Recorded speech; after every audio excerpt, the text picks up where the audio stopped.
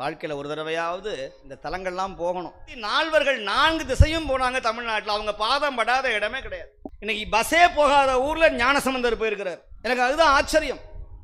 பேருந்து வசதியே இல்லாத இடத்துல ஞானசம்பந்தர் பாதம் பட்டிருக்குன்னா யோசிச்சு பாருங்க. இன்னைக்கே ஒரு சின்ன கிராமத்தில் ஒரு 50 வீடு இருக்காது. ஆனால் ஞானசம்பந்தர் காலத்தில் அது இருந்துதான்னு தெரியாது. அப்போ தெரு தெருவா போய் அவர் என்ன காலில் செப்பல் போட்டிருந்தாரா, கொடை பிடிச்சிட்டு போனாரா, டிராவல் பேக்கு கொண்டு போனாரா, இல்லை எங்கேயாவது ரூம் போட்டு தங்கினாரா? யோசிச்சு பாருங்க, எங்க சாப்பிட்ருப்பாங்க. இதெல்லாம் நம்ம கற்பனைக்கு அப்பால பார்க்கணும். ஆனால் இன்னைக்கு நம்ம சொகுசா போய் இறங்குறோம். ட்ரெயின், பஸ்ஸு, ஆட்டோ, டாக்ஸி, அங்கங்க ஃபோன் பண்ணி சாப்பாடு ரெடி பண்ணுங்க, தங்கிறதுக்கு ரெடி பண்ணுங்க. இத்தனை சௌரியம் நம்முடைய திருமுறை, நம்முடைய சைவம், நம்முடைய சிவபெருமான் நம்மளை அழகாக பார்க்குறார்.